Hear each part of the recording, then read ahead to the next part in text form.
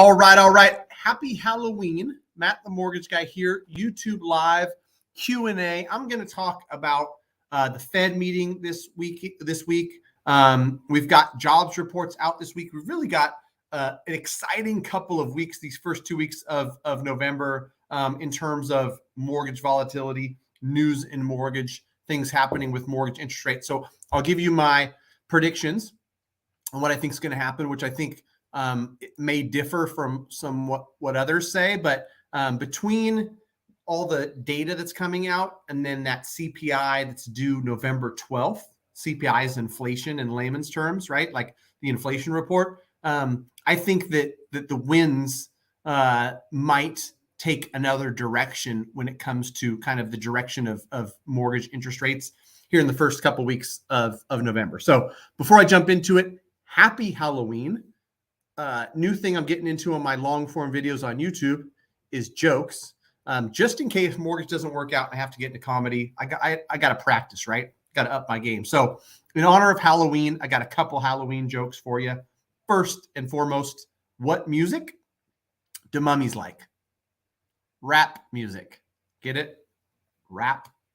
All right, one more, and then we'll get on with the show. What do you call two witches who live together? Broom mates. Man, if you don't like that, you don't like NBA basketball. So 30-year fixed rate. If you go to Mortgage News Daily just to get an overall average countrywide, 7.13 on a 30-year fixed for a well-qualified buyer without paying any points. That's a good place to look if you just want kind of an average when it comes to interest rates. We've got the Fed meeting and going to announce on November 2nd, which is 2 days from now, what they plan to do. A lot of folks have been saying for a long time, 75 basis point increase at this meeting. And then December 16th, the last meeting of the year, a 0.5% increase. Lately, from what I see, now they're saying, well, it could be 50 or it could be 75 this November meeting. And it might be 25 basis points to 50 on the December meeting. If the Fed comes out and only raises by 50 basis points and has any talk track around the fact that, you know what, we think that we've already had an impact on inflation. It hasn't necessarily come out in the numbers yet, but we know based on X, Y, and Z, whatever they want to say, if they start to hint at the fact that they're turning, they're slowing down. They don't have to say pivot. They don't have to, do a interest rate cut for the market to react to it. My feeling is that if they do 50, and I think they will, and somehow, some way, I channeled enough of my thought into Jerome Powell's head to say, hey, Jerome, I got to let you know, like inflation data lags. And if you tell me that one of the biggest drivers of inflation being housing, and you're using year over year housing numbers to say housing is increasing at 16% a year, and this is pushing up inflation numbers, if you're looking at month over month data, week over week data, housing is not on the upswing, bro. Housing, whether it's rental prices or home prices, has leveled off. In a lot of areas, it's cooled off, right? And so my thought is, if there's any sentiment around, you know what? Let's ease off the gas a little bit. Let's allow data to catch up, because all data lags. We know that, right? That is going to have a downward pressure on mortgage rates. I'm not telling you we're going to see 3.5% next month. I'm not telling you it's going to have a huge impact, but it's going to allow rates to trickle down just a tad bit. And then in December, that November 12th CPI number comes out. If you've seen my past videos, the inflation data from October, November, and December of 2021 is sky high. So when November 12th, CPI inflation, I'm trying to keep it simple, comes out for October of 2022. If compared to October of 2021, it's high but not as high, that's going to show inflation coming down. That's going to be more drivers to say we don't have to be as aggressive in the Fed with pushing interest rates down. It's going to have a positive effect if you're on the getting a loan side, and positive means rates coming down on interest rates. So important things to pay attention to. November 2nd, rate hike. What do they do? 50 basis points or 75. More importantly, what do they say? What do they say about their plans for December? What do they say about their plans for next March? Because I've already seen stuff about, the March 2023 meeting, what the Fed says about what they're thinking about doing there, right? So they'll project forward, and we got to listen, because all the things they talk about doing in the future will impact mortgage rates today, right? The Fed funds rate is going to end the year between 4 and 4.5, depending on what is done in these next couple meetings. But I'm a firm believer in the fact that CPI inflation is the number is a little bit inflated because of the fact that housing is a big part of that, and the housing data lags, right? So please, if you would, like this video, comment on this video, tell me which of the two jokes was the better one. Did you like the mummy joke about rap music? Did you like the witch joke, broom mates? Did you miss them both? And as important, questions, right? Let's do some Q&A. What do you want to know? What is it that you're seeing in your market? Whether you're a real estate agent, whether you're a buyer, whether you're an investor, I'd love to hear it, because one thing I will tell you is that price reductions are up to 43% nationwide. In some markets, they're 50% plus. What a lot of people don't understand is that sellers are behind, just like this data lags and is behind.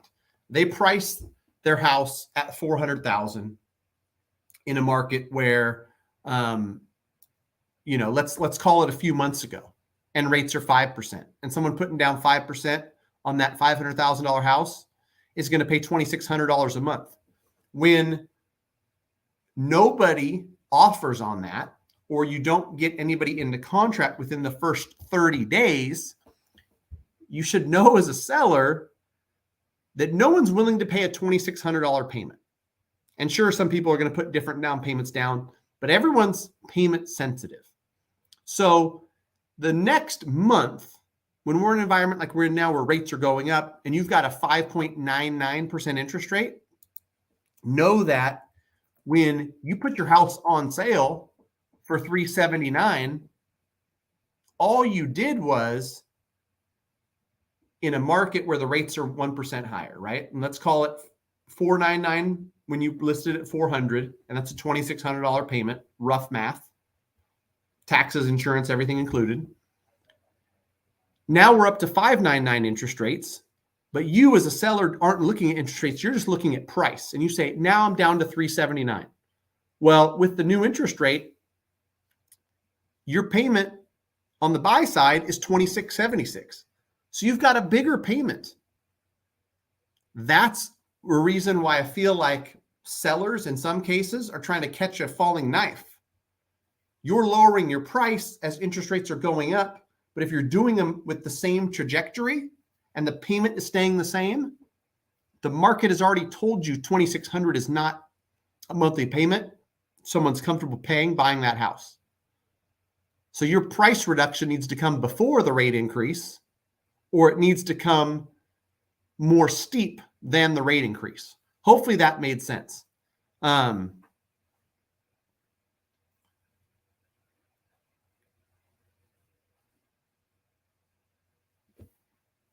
All right. Questions. Please bring the questions. I got a couple here. I want people to keep firing them away. Anything and everything. Ask me how old I am. Ask me who my favorite basketball team is, whatever the case may be, real estate, mortgage, any of it. I like the interaction. It makes it more fun for me. So please do me that favor. Have some Q to go with my A. If rates go to 8 to 9%, it's going to be time to move to Antarctica to build my own house. Yeah, well, I don't believe they're going to 8 or 9%. There's a lot of people that say 10%. You know, Patrick Bet David says 10%. I really think that we're currently at or near the top when it comes to interest rates. I might be wrong, but I know that interest rates follow inflation. I think that inflation is overinflated right now, and that when we give it time to catch up, we're going to see inflation coming down. And interest rates, if you look at historic stuff, interest rates follow inflation. Interest rates will come down when inflation comes down. It's just a matter of what you think is going to happen with inflation. If you think, call it 8% top line core CPI or core inflation, 6%, those two numbers, if you think those are going to go up to 10%, then mortgage interest rates would follow. If inflation goes to 10%, then I would say you could bet that mortgage interest rates could or would follow. But I don't think that's the case. I think inflation's coming down. It's just a matter of time until we see it in the data. Sebastian Velasquez M. Just subscribe to your channel. Very good content. Thank you, sir. I appreciate you subscribing and following. Everybody, if you could, smash the like button for the YouTube algorithm. Subscribe if you haven't. What do we got? We only got 9 likes, man. If my buddy Joey Goreski was on here, he would be telling you guys to smash the like button for the YouTube algorithm for some reason. We're buying our first investment property. I don't know if getting a 7-1 ARM is a smart move, knowing that we will cash out refinance. You want to just look at the 7-1 versus the 30-year. When you say knowing that we're going to cash out refinance, you're going to cash out refinance based on what? I'm genuinely curious too, and I'd love to have this be a follow-up question where you tell me, well, we're putting down 50% and we're going to buy this $200,000 property. We're going to, do some rehab to it. It's going to be worth more. And then we're going to cash out refinance to pay ourselves back for some of the rehab we did. Tell me the plan for the cash out refinance, because some people have unreal expectations. I just want you to avoid that, right? Oh, we're going to buy it for $300,000. And I've heard people tell me that, in a year when it's gone up by $100,000, I'm going to do a cash out refinance this much.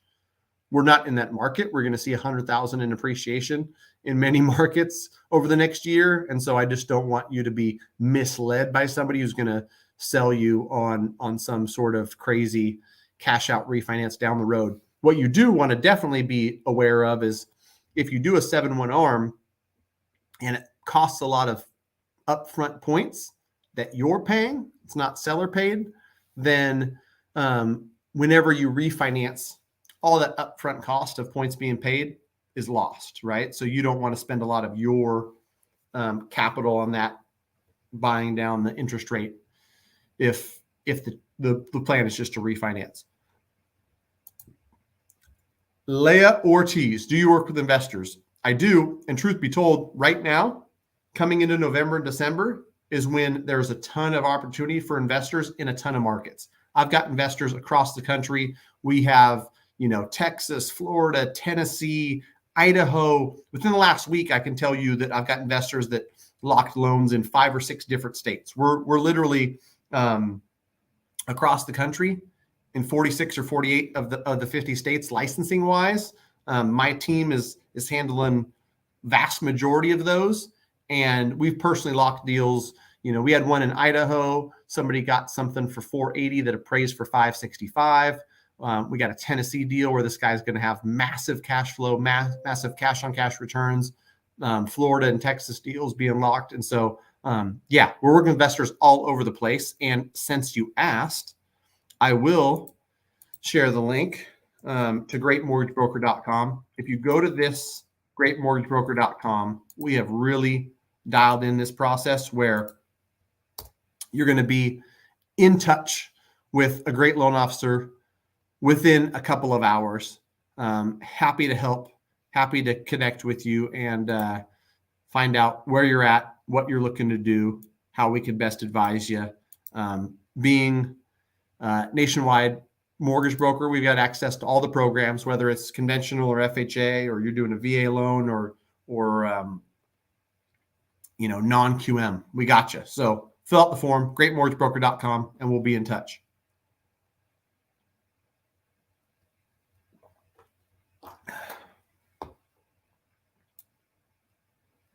All right, Sebastian with the follow-up. The house is in Northern Virginia, 570 with 5% down.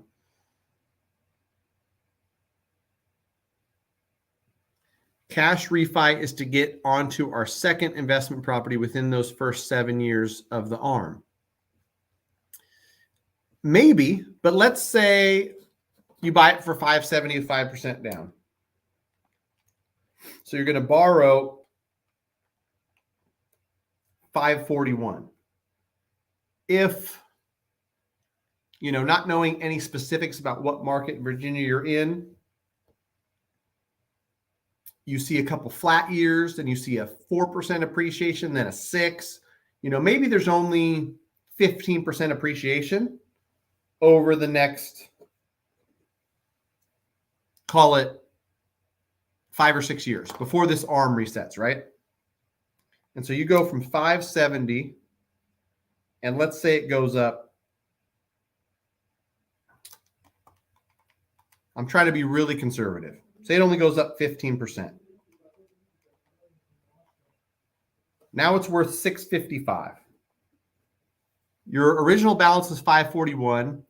In the first 7 years, you might pay off 10 or 12% because it's going to be front loaded, right? Like most of the first 7 to 10 years is going to be paid towards interest, not a lot towards principal. Let's call it 510 that you owe. Now, even with 15% appreciation, you owe 655.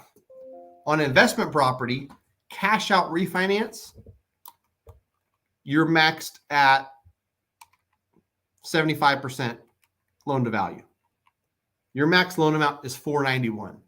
You can't get cash out, right? And so I want people to as much as I love real estate, own a bunch of real estate, work with a bunch of investors, over the next 2 decades, you purchase 3 or 4 rental properties that are good deals in good areas with, decent tenants, and they're rentable. Like, you're going to win, no doubt. I just don't want anyone to get the impression that it's as easy as some people make it look, right? I don't know. In the next 7 years in that area of Virginia, you might see 40% appreciation, but I don't want you to bet on it, right? So 655 is what it's worth if it only goes up 15% over the next 5 or 6 years before that ARM resets. And then you can't access any equity. You can't cash out at all. In that case, you just want to be in a good loan product that allows you to continue to cash flow month on month. A lot of times, that's the slow and steady way to build wealth, is rental properties that my wife and I own, 2.5%, 2.875%, 3.125%, 3.25%. I was literally looking at some of these loans last night. Those fixed rate mortgages where 550 went towards principal last month, 558 goes this month, 566 goes like chunking off 5, 6, 8, 10,000 per year in principal on every single one of those mortgages, where a couple million in real estate, even if it appreciates 3%, 3 million appreciating 3% is 90,000 in net worth, plus 50,000 in debt pay down, right? Like that's 150 grand a year in net worth on autopilot. Real estate is fantastic in that regard. The ability to buy, it's going to go up bazillion dollars. You're going to do a cash out refinance and buy the next one. That's going to go up a bazillion dollars. You're going to cash out refinance and buy the next one. Not always that easy. It's possible. And in some markets it'll happen. I just don't want you to bank on it. So anyhow, that was my conservative side saying be prepared to not always have every deal be a home run. Joey Garessi, I was talking about you earlier, bro. I was telling you, yeah, you must see now that you're on here, there's 18 people that done like this video. You would have been telling people to smash the like button for the YouTube algorithm. I'm going to get to you in a minute.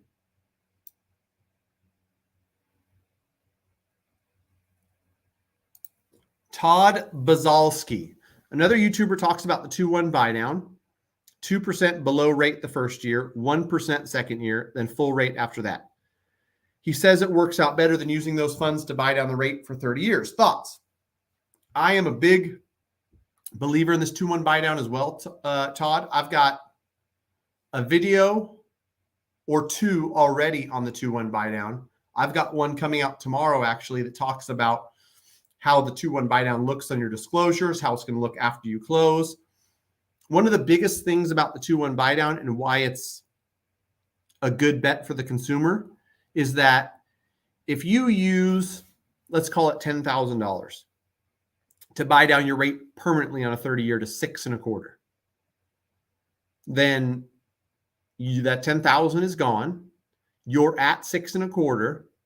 If rates go to 5% next year, not guaranteed, but possible, and I might even say likely, you refinance to a 5% 30-year fixed, and anything you spent on that buy down is gone. Vanished. Sunk cost. With the 2-1 buy down, it's seller funded, and the seller pays that subsidy. This gives you the lower payment in year 1, lower payment in year 2. Any unused portion of that buy down, when you refinance in 9 months or refinance in 12 months, goes in your pocket, goes towards paying down your principal, a principal reduction. So if the seller gives you 10 grand that allows you to buy down your rate by 2% in year 1 and 1% in year 2, and you only use 5,700 of it because you refinanced after 9 months, the 4,300 that's left, whatever that number is, goes back to you in the form of a principal reduction. That's why the 2-1 buy down is sexy. And if you structure it 499, 599, 699, you'll pay 499 for year 1. It's a lot better than 6.25, right? And if you refinance, whatever's left, you get back. It's not gone. Like right now, currently, even if you paid 3 points, you probably couldn't get your rate much lower than 6.25. And so that's where people are going to be better off with the 2-1 buy down, refinancing out of that if rates go down. If not, it's going to take 4 or 5 years for that blended rate to even be the 6.25. Anyhow, hopefully that made sense. Check out my 2-1 buy down video I did recently. Check out the one that's coming out tomorrow. Tomorrow's is more of a what it's going to look like. And the old one is kind of like the benefits and why I like it. All right, Salmon Butt. Thanks for joining. Thanks for the question. I appreciate you. I live in Queens, the Queens, New York. The median home price are $700,000, $250,000 saved for a down payment. Well, that's a lot, man. That's amazing. I'm saving 5 to 7K a month. Should I buy at current interest rate levels or wait? I'm 29 and single and make 150 grand. Salmon, like, kudos to you. You're 29. You got $250,000 saved. You make great money. You're saving 5 to 7K a month, which already tells me you're living well below your means because you can, put that much money in savings. I hate to tell people like, yes, buy right now. You got to buy. But there's some scenarios where, like, what would you be waiting for, I guess would be my question, right? Do you think that home prices are going to go to 550 in New York in the areas you're looking, and you're going to have a 4.75 interest rate? Because even in the most inflated areas, places that saw tremendous growth over the last few years, which I agree are going to see a little bit of a pullback, a little bit of a correction. Phoenix, Arizona, Boise, Idaho, some places in Florida, Sacramento, where I'm at, might see a 5 to 10% correction. So that home price goes to 640 over the next few months. Maybe it even doesn't, right?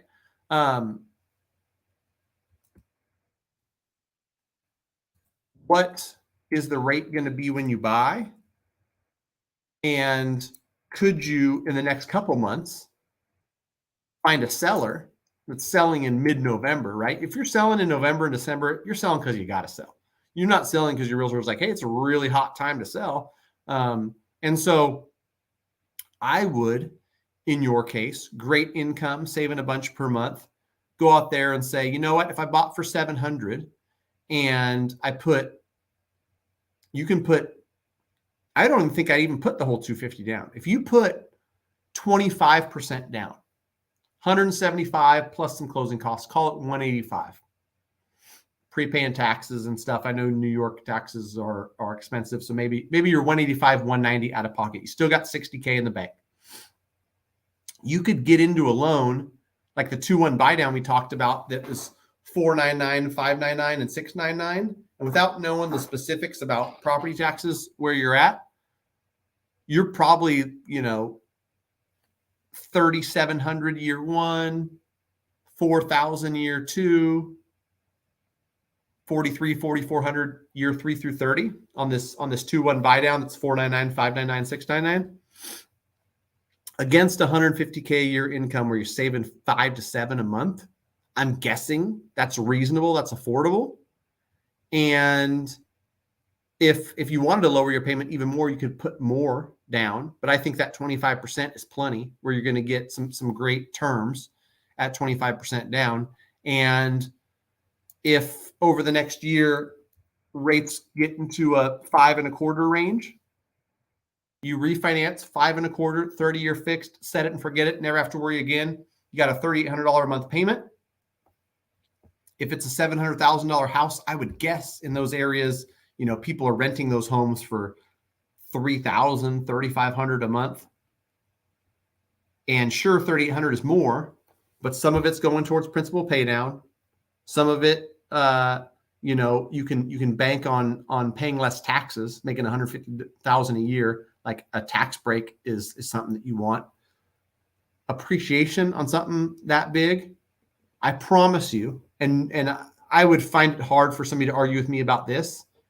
A decade from now, 2 decades from now, tell me that $700,000 house is going to be cheaper. Tell me in Queens, New York, someone's buying in 2042 for less than $1 million, right? It's just not going to happen. So long term, it's a no-brainer. And whether you buy it now, next March, next September, February of 2024, and whether it's 700, 680, 645, 715, 742, it's almost irrelevant in the long-term scheme of things, right? You could wait 4.5 years and be like, ooh, I got a sweet deal for 645, and my rate was 5.99. But in those 4.5 years, how much did you pay down on this current mortgage you got? And then you refinanced and got, like, I don't know. When you're ready, not the market, not the rates, not any of that. When you're ready is when you buy. That was a long-winded answer, but hopefully that helped. Thanks for the question, man. I appreciate it.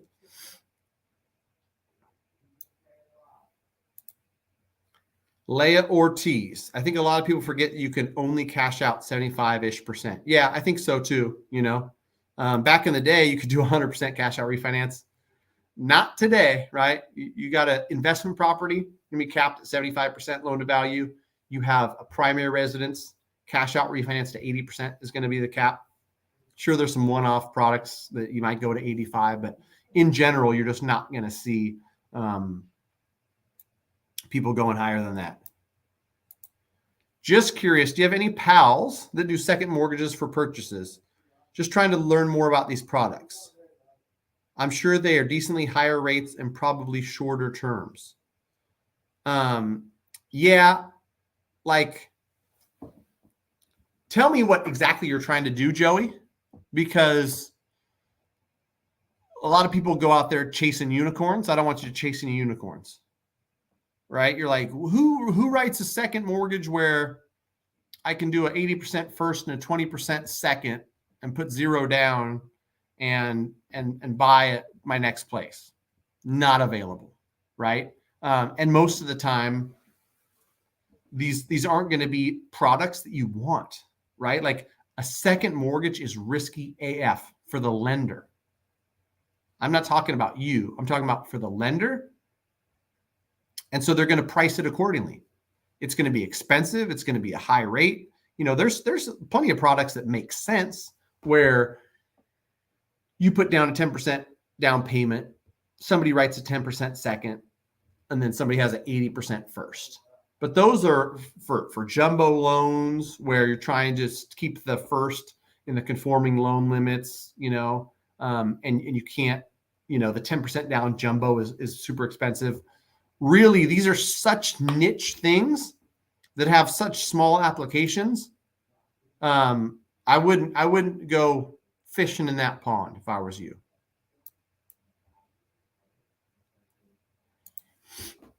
ML, a leased car is going to show up just like a purchase car, where you're going to have a payment that is going to be factored into your debt to income ratio. So if you got a $440 a month lease, that's going to show up on your credit report, and you're going to factor that into your debt to income. So a $600 a month lease payment is not going to help you qualify for a mortgage. I would highly suggest getting after an appreciating asset like a home before you buy the latest and greatest BMW or Chevy Suburban. All right, let's block the users that are trying to put nasty stuff in the comments. Salmon, you should house hack. I agree 1000%. Salmon, if you don't know what house hack is, we can jump into it.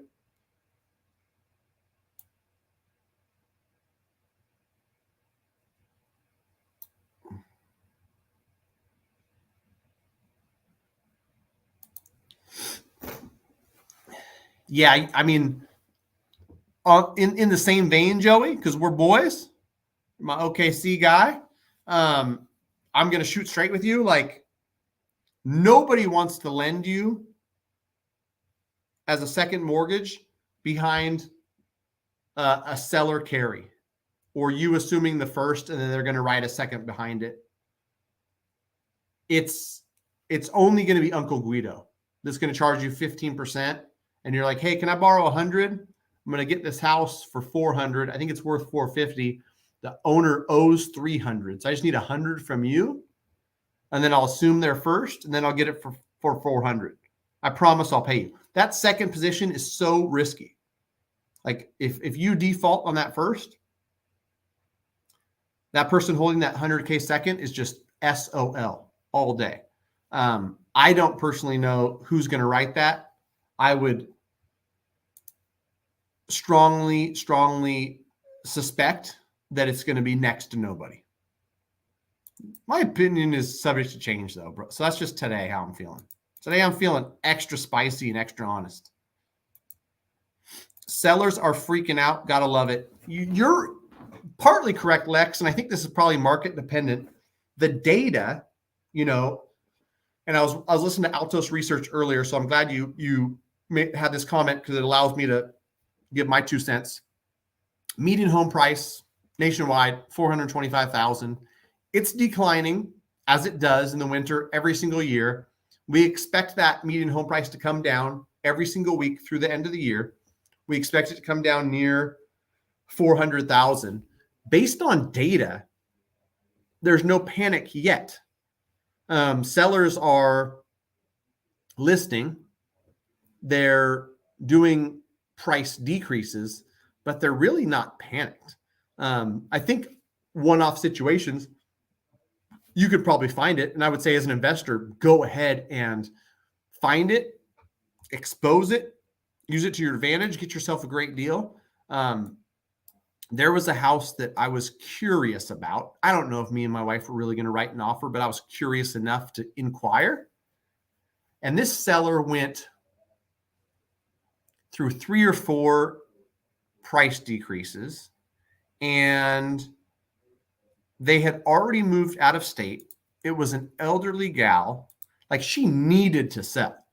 And the agent, after trying to play cute for a while, got real with my agent who was inquiring on the front side and was like, she desperate. She got to sell. Let's bring any offer we can muster up because she's ready to play ball. And I remember thinking a number in the beginning that I was going to offer. They ended up lowering below that number. And after some research and after some thought, like, it wasn't the one for me and my wife, but nonetheless, look out for opportunities. It's coming. If you're an investor, keep your eyes open. All right, Joey. We started 0-4, bro, but I'm here to tell you the Sack Kings this year, we're going to have a good squad. We've got a better chance of winning a championship than you've got of one of these second mortgages you're dreaming about where someone's going to write this gap between the current first and what sellers want. Okay. So yeah, go hit up Uncle Guido. Uncle Guido's got you on that.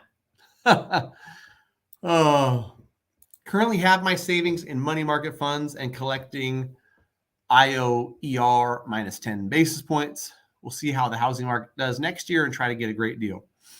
Don't be afraid to look at deals in November, December.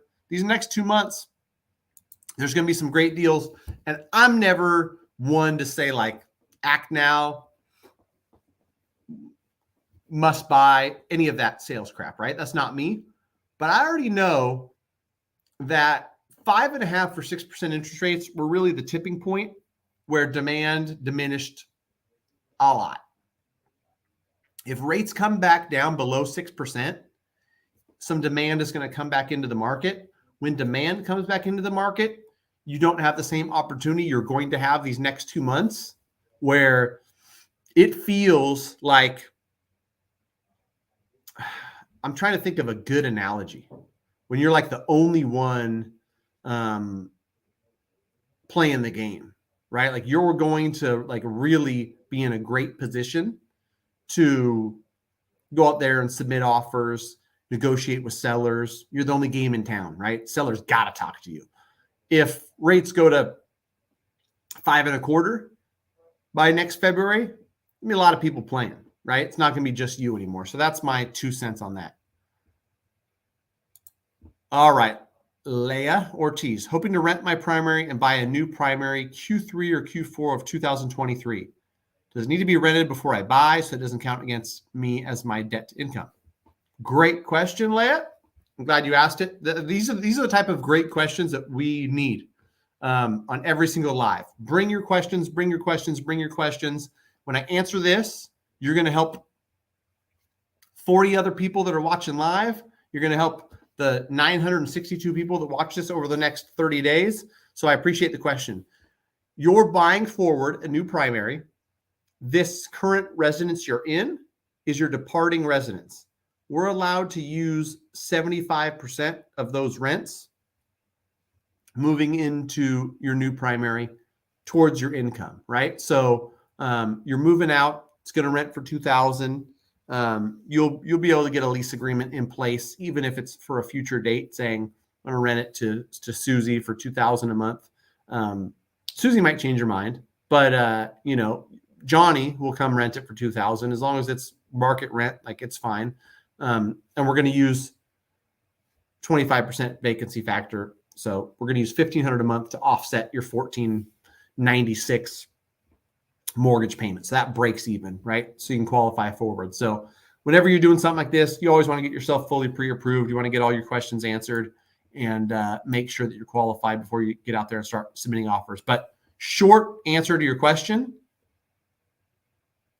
you're able to use that before you actually have renters moved in with the lease agreement.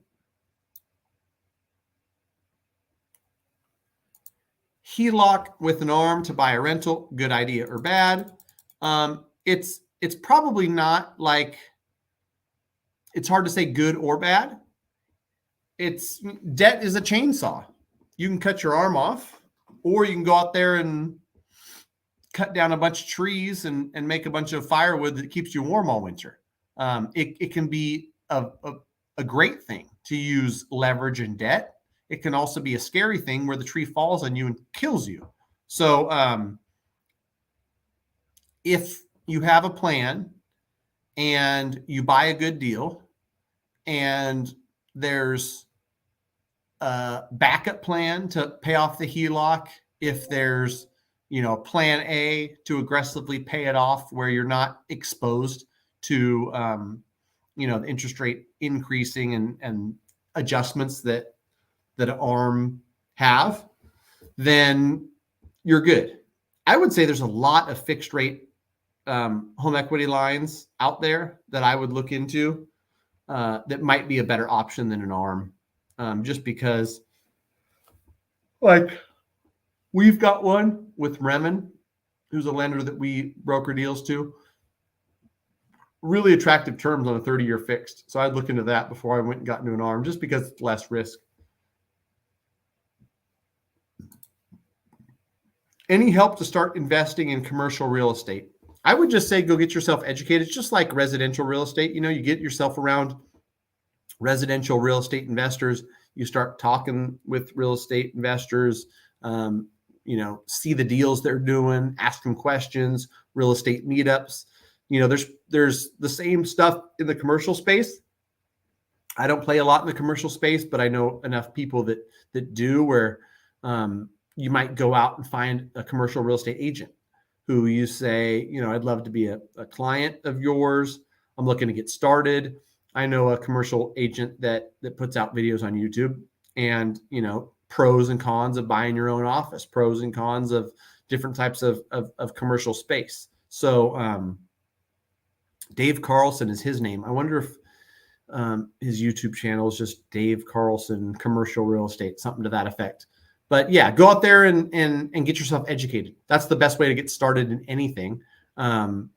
Bigger Pockets has a bunch of investing stuff on a wide variety of topics. I'm sure on their website they've got some stuff that's dedicated towards commercial. So go out there and get yourself educated about. That's the best way to do it.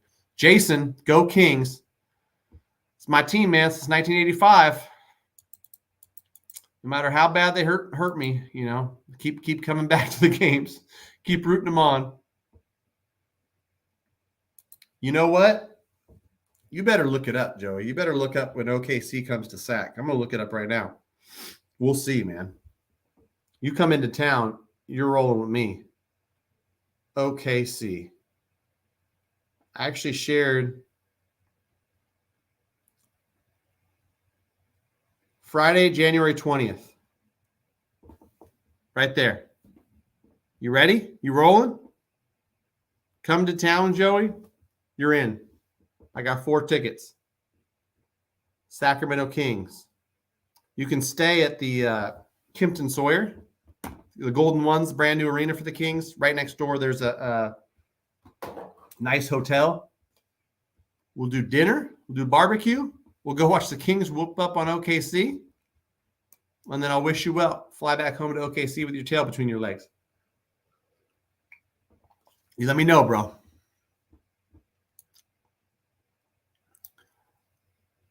All right. How much time do you have in between pulling credit for a home purchase before it affects your credit? I.e., if you do 4 credit pulls for a house in August and did not buy, can you do another one in December? It doesn't affect your credit as much as you would think. I remember having like 10 or 12 credit inquiries. It's like a revolving thing where it shows you like how many pulls you've had in the last 12 months. I hate to give you an exact answer because I really am not sure. But it's going to have a small effect on your credit 4 months later. It's just a matter of like, what does the last 12 months snapshot look like? Have you got 16 inquiries? Is it 11? Is it 7? My score was like 790 with 11 pulls. So 11 pulls isn't hurting you. Somebody tells me their credit is crap because of mortgage credit pulls, it's full of ish. It's because you've got late payments or you've got a high balance in proportion to what your total credit available is. Credit is not going to be affected significantly at all by pulls. So if you're looking to get out there and submit offers and you need to freshen up the pre-approval and repull your credit, I would say go ahead and do it. How low do you think mortgage rates will fall by next summer? Next summer, 5.27%. Sounds like a good guess.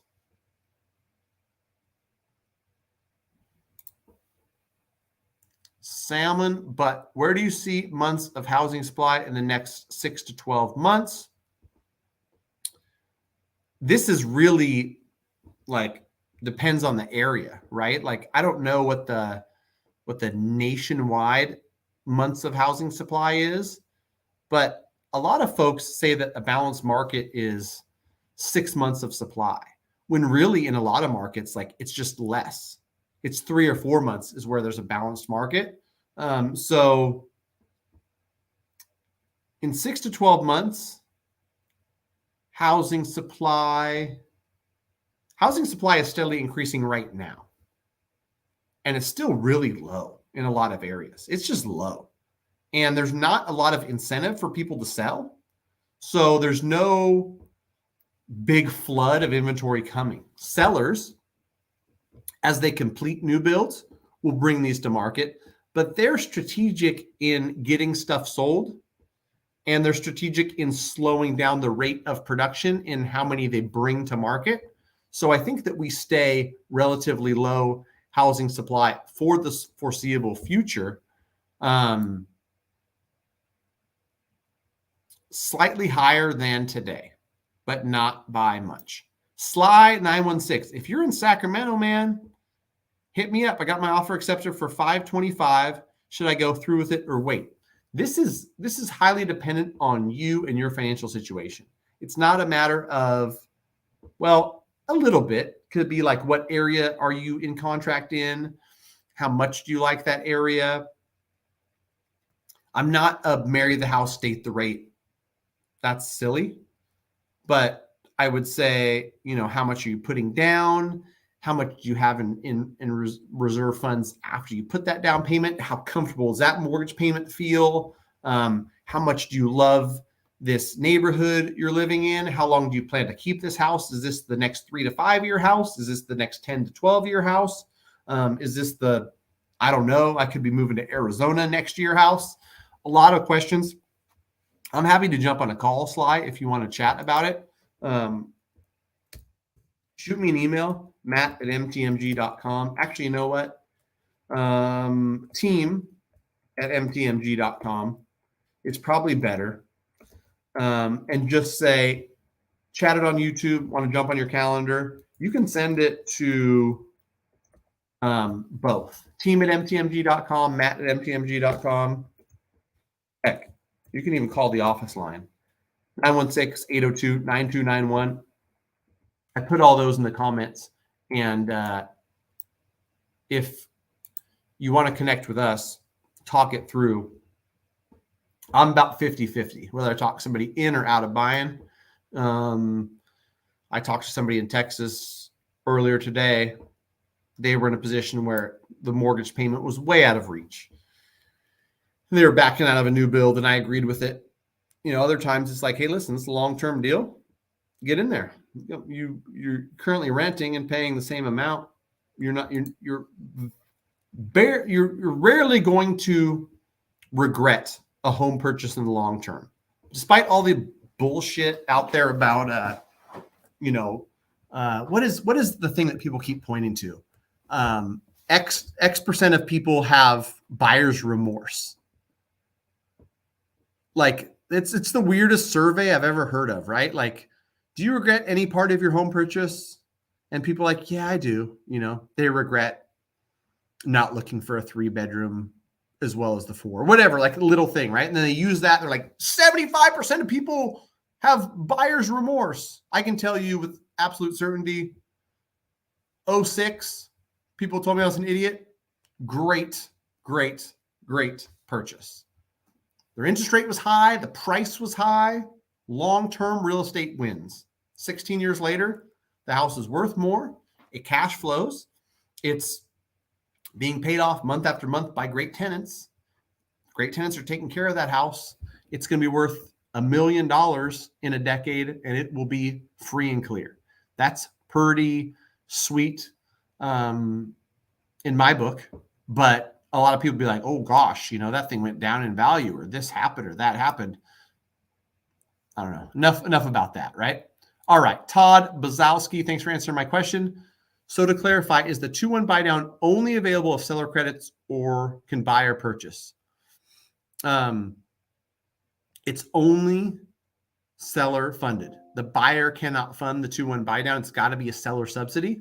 The seller pays that to the lender. The lender slaps it in escrow. And then each month you get a seller subsidy. Whenever I share my screen, for whatever reason, StreamYard's acting funny, so I'm not going to do it because then the audio gets all screwed up. But on my video tomorrow, I show what the statement looks like, where in year 1, $452 per month, it looks like a credit from your escrow account, which it is, because the mortgage company is holding that seller subsidy, whatever it is, and then releasing X number of dollars per month for the first 12 months, then X number of dollars per month for the next 12 months. Also, what's the difference by having an underwritten pre-qualification? All the fancy terms that everybody uses is all a bunch of marketing garbage. If you work with a quality lender that does a thorough pre-approval, we literally have a 99.999999999 pull-through rate, meaning we tell you you're pre-approved, we're getting you to the finish line. We've got upfront underwriting by a well-qualified team that is not going to steer you wrong. The last thing I want, all the blood, sweat, and tears and eyes bleeding hard work that I've done for my reputation to be spoiled by telling you go out and get in contract you can buy when something's going to fall apart. That's why we ask you questions when we're going through a pre-approval. And someone who tells me, I don't want to sign a borrower's off to get a verification of employment to break down what I've got paid the last 2 years. Okay, then you don't want to get pre-approved. I don't want to provide bank statements. I don't want to provide my W-2s. Okay, fine. We don't have to do the pre-approval, but if you want to get pre-approved, it takes an application, it takes pulling credit, it takes collecting docs so that we can give you the reassurance that you're actually pre-approved to buy a house. Lenders that skip those steps, lenders that say push button, get mortgage is how things are done, are a nice way to put it, idiots. But they can call it whatever they want to call it. Underwritten pre-qualification, bow tie, red carpet, green bananas process. Just work with a quality lender that has your best interest in mind, that has a good reputation that they want to protect. My best advice, no matter where you're at in the country, just go to greatmortgagebroker.com, fill out the form. Me and my team are going to be in touch. You're going to hear from Adam. You're going to hear from Kyle. You're going to hear from Connor. You're going to hear from Michelle. You might hear from Jared. You might hear from Sam. A bunch of great loan officers on the squad, ready to help. And they're going to call you. Just go to greatmortgagebroker.com, fill out the form. Act now. All right. Whew, I think that's it, man. That was fun.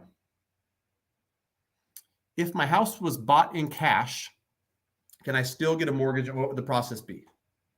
Here's the deal, Johnny. Depending on how recently you bought it, if you've owned it for 6 months or more, you can do a cash out refinance, no problem. Owned it for less 6 months, there's more restrictions, or you'll be kind of limited to that cash amount you purchased it for as far as what you can do on a refinance. But sure, it's essentially a cash out refinance, right? And it's, some call it delayed financing if you do it right away, but you've purchased it cash, you've rehabbed it, or maybe you've just moved in and are looking to get that cash back out of there. It's very similar to something you own free and clear for other reasons, and it's worth $250. And you're saying, listen, I'd like to do a cash out refinance of $150,000. Happy to help. Another one that greatmortgagebroker.com is the best outlet. Greatmortgagebroker.com. All right, Todd, we're happy to help, man. Look forward to hear from you. Bitcoin's so close to having a massive breakout. Not sure if I want to go long yet, though. Watch me go to sleep and wake up 25K. I don't look at those holdings very often, but let me know when it's back to 60. All right, Joey Garessi, vacation in a Thunder game. Oh, dude, Cali knows how to do barbecue, right? There's actually a barbecue place right next to the stadium. So we can do that. All right, it's almost an hour. I got time for one more from my buddy Nick N. What's up, brother? Good to see you here. Happy to help. Looking forward to getting you and the wifey into a nice new build with a great view. I got a 4:00 appointment. So fire away if you got a question, or else I'm signing off. And I'll see you guys next Monday at 3 p.m. Pacific Standard Time.